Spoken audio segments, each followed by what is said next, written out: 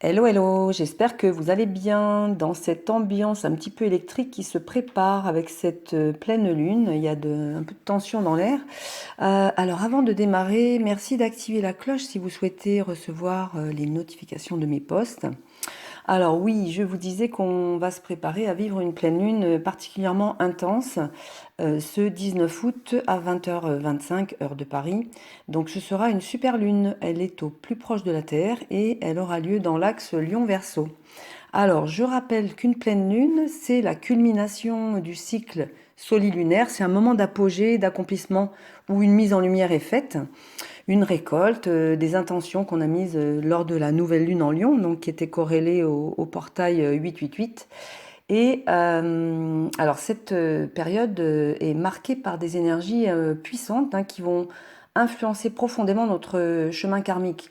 En fait, on est dans la continuité de cette vibration. Le 19 août, c'est 1 plus 1 plus 9, pardon, plus 8. Donc on est encore dans la vibration 8, celle qui a démarré lors de la nouvelle lune. Et donc une forte connotation karmique pour cette pleine lune. Et lors de la nouvelle lune, on nous demandait d'évoluer, de faire élever notre taux vibratoire. Donc, lors de cette pleine lune, qui symbolise aussi la fin d'un projet qu'on a pu initier pendant les 2 semaines qui suivent, on va pouvoir profiter de cette énergie pour réajuster, faire le bilan, conclure aussi sur des affaires qui doivent se terminer. Donc, conclure, ça veut dire que ce soit des situations ou peut-être arrêter des relations qui ne résonnent plus avec nous. Donc avant de repartir sur des nouvelles intentions pour la prochaine nouvelle lune en Vierge qui aura lieu le 3 septembre. Alors on va parler de cet axe Lion-Verseau. Cet axe Lion-Verseau qui représente un défi, une complémentarité à trouver en fait, le défi entre l'affirmation de soi, enfin l'équilibre, trouver l'équilibre entre l'affirmation de soi et les exigences de la vie collective. D'un côté, on a le soleil qui est en Lion, l'ego, qui représente le conscient, le père aussi. Ça représente l'expression créative et individuelle, notre affirmation personnelle. De l'autre, on a la lune qui est en Verseau, qui représente les émotions, la mer, l'inconscient, qui symbolise l'intégration dans un groupe et l'engagement qu'on peut avoir dans le collectif. Donc cet axe va souvent révéler des tensions autour qui vont être sur la gestion du pouvoir de l'autorité qui se manifeste. Alors toujours pareil dans les domaines de vie représentés par les maisons dans lesquelles elles vont être. Et les deux signes Verseau-Lion sont des signes très indépendants et attachés à leur pouvoir d'action. Donc ce sont des signes fixes, donc qui peuvent les rendre rigides dans leurs convictions. Donc une tendance aussi à instaurer des rapports de force dans les relations et qui peut nous faire rencontrer des difficultés d'adaptation, difficultés de changement d'avis ou abandonner certaines idées et ça complique les relations et surtout notamment sur le plan amoureux. Donc lors de cette pleine lune, il va être essentiel de reconnaître ce qui est aussi important, c'est d'accepter nos faiblesses, de comprendre qu'on a besoin des autres aussi pour grandir et nous améliorer. Et on devra écouter aussi les opinions des autres, de faire preuve de plus de tolérance et accepter aussi peut-être de viser moins grand. Voilà, un équilibre à trouver entre le cœur, l'esprit, l'expression créatrice de soi et notre engagement dans un projet collectif. Alors je parlais d'intensité, pourquoi en fait, on a une pleine lune en Verseau, donc qui est maîtrisée par Uranus, qui est régent de ce signe, et il y a un T carré en fait de Uranus au carré exact à 27 degrés, donc aux protagonistes principaux, c'est-à-dire le Soleil 27 degrés, la Lune 27 degrés. Donc là, c'est vraiment une période qui va susciter des prises de conscience, je pense, des prises de conscience soudaines. Il va y avoir aussi des ruptures, ça va être rupture avec le passé, rupture dans la vraie vie. Voilà, c'est l'énergie de cette pleine lune va être très électrique et imprévisible. Donc il y a des changements soudains, des révélations inattendues. Il peut y avoir des perturbations au sein des dynamiques sociales ou relationnelles. on a un ascendant Verseau, donc on a un double effet qui se coule. C'est-à-dire que là, cet ascendant Verseau nous appelle à l'innovation et à la libération de toute contrainte, qu'elle soit extérieure ou intérieure. Uranus, le maître du Verseau, peut exacerber ce désir d'émancipation. Donc cette pleine lune, pour moi, c'est un vrai catalyseur de changement.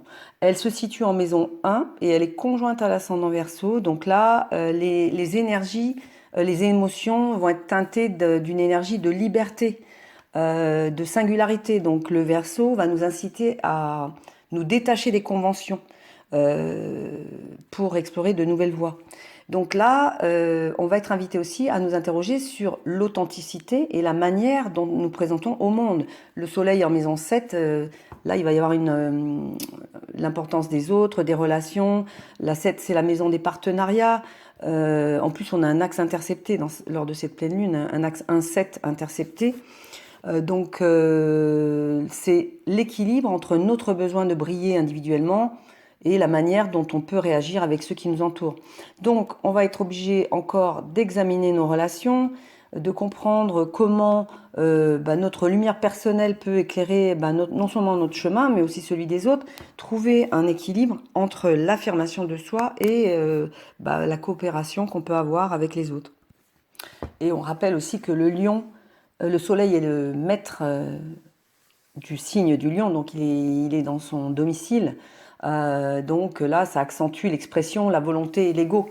Donc il y a vraiment une forte énergie de confiance en soi, le désir de briller. Donc conjoint à Vesta qui est associé à la déesse romaine du foyer. Donc c'est le dévouement à une cause qui est mis en avant ici. Elle va représenter un engagement envers nous-mêmes, d'aller vers notre intégrité. Il y a une focalisation sur les valeurs personnelles et surtout réévaluer nos priorités.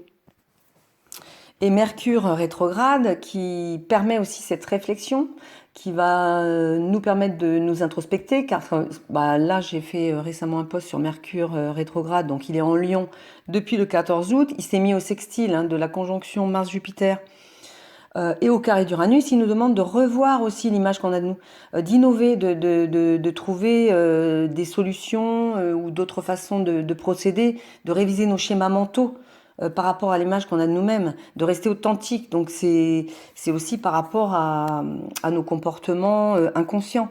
Il faut qu'on se reconnecte à notre véritable personnalité et qu'on ose s'exprimer et surtout opérer un vrai réalignement identitaire. Donc voilà, Mercure rétrograde, malgré les petits soucis du quotidien qu'il va nous créer, c'est surtout se tourner vers l'intérieur et puis réévaluer et ajuster vraiment nos pensées et tout ce qui est vers les questions de cœur aussi, avec le lion. On a quand même un bel aspect, cette pleine lune en Verseau, trigone, à cette conjonction Mars-Jupiter. Jupiter, en conjonction avec Mars, le guerrier, signale qu'on faut vraiment être déterminé. Et les efforts qui vont être entrepris pendant cette période vont vraiment conduire à des succès significatifs. Donc là, il y a ce T carré à dépasser. Il y a un carré, parce qu'il y a deux T carrés en fait. Il y a le carré aussi de Saturne à Jupiter. Et c'est le premier, d'ailleurs, c'est le premier carré croissant. Il y en aura encore d'autres. Faut pas oublier que il y aura un trigone en 2026. On a Saturne qui va rejoindre Neptune en 2026. Définitivement, ils vont faire des allers-retours. Et il y a quelque chose qui a été initié donc lors de la conjonction Jupiter-Saturne, c'était en décembre 2020. Donc là, on se rappelle très très bien de cette date. Il y a eu beaucoup de prise de conscience, le télétravail était à l'honneur. Suite au confinement, donc on a pris du recul sur nos vies, enfin pour certains, et du coup on a démarré une autre activité pendant qu'on était enfin pour certains aussi, on a démarré certainement une autre activité, une autre façon de voir la vie, et aujourd'hui on est à ce carré. Alors c'est pas forcément que par rapport à ça, pas que par rapport au confinement, mais dans nos vies en tout cas, Là, c'est coupé avec d'anciens schémas. C'est vraiment avoir un niveau de conscience qui nous permet de dépasser, parce que ce T carré, c'est un tremplin, c'est vraiment pour la suite, quoi. Si on résiste à ce T carré, là, on va avoir des grosses problématiques. Donc, se libérer de quelque chose, et quelque chose qu'on a pu initier à l'époque, bah, il y a 4 ans, hein, enfin 3 ans et demi, et on nous demande de trancher, de faire un choix, de voir, comment dire, quelle possibilité de croissance on peut avoir avec cette situation, ou si on n'a pas de possibilité, ben, on peut arrêter en fait. Alors, je ne sais pas si c'est très clair, mes idées se bousculent, mais en tout cas, ce que je voulais vous faire comprendre, alors ce sont mes affirmations à moi, hein, je veux dire, ça ne regarde que moi. Si ça ne résonne pas avec ce que vous vivez, eh ben, ne prenez vraiment que ce qui résonne. Mais en fait, pour moi, ce carré à Saturne rétrograde, c'est aussi un combat intérieur. Donc là, on est dans une période où il devient impératif de transmuter le karma transgénérationnel. En plus, on a cet axe intercepté et Saturne rétrograde en Poisson qui représente le patriarche, le dieu du karma. Il y a beaucoup de choses dans cet inconscient. Donc il faut regarder comment on peut libérer ces mémoires karmiques qui nous desservent. Et je vous invite d'ailleurs à réécouter le post sur Saturne rétrograde que j'avais fait en juillet. Donc voilà, porter notre réflexion sur ce qui nous motivait à l'époque à peut-être ne pas être nous-mêmes. Je dis motiver parce que lors de cette pleine lune, on va pouvoir lâcher certains schémas saturniens. Alors, c'est pas forcément facile, hein, mais d'ailleurs, Vénus, qui est régent du nœud sud, est opposé à Saturne, carré à Mars. Donc, pareil, ça peut créer un climat tendu et des réévaluations dans nos engagements affectifs. Donc, c'est le moment de purifier nos relations. On est encore je parle de relations tout le temps, mais parce que là, on est dans un axe bélier-balance et que la lune noire est en balance. Donc voilà, se libérer des attachements toxiques. Et justement, je pense que pour finir sur une note positive, Pluton est trigone à ce nœud sud qui est proche de la lune noire. J'en parlerai dans le prochain, pour la nouvelle lune. Le nœud sud en balance, donc conjoint à la lune noire, peut mettre en lumière des karmas relationnels. Et c'est le moment de libérer ces anciennes dynamiques et de se réaligner avec des valeurs authentiques et équilibrées. Donc voilà, toutes ces énergies très fortes, hein, Pluton qui prépare aussi son retour en Capricorne pour la dernière fois. Donc là, c'est une transition finale qui va nous demander de transformer nos structures, en fait, mais de manière profonde et durable. Toutes ces structures qui avaient été construites sur des bases qui aujourd'hui ne sont peut-être plus valables, bah, vont être ébranlées et ça va nous pousser à l'évolution et à l'adaptation. Donc voilà, donc toutes ces tensions, ces défis qu'on rencontre, hein, sont vraiment des opportunités de croissance personnelle. Et bah, en nous connectant à notre vérité intérieure, on peut naviguer en confiance à travers ces énergies. Et il faut être de plus en plus aligné avec notre véritable essence. Alors continuons peut-être d'aller vers ce changement avec optimisme et détermination. Voilà, je vais finir là-dessus.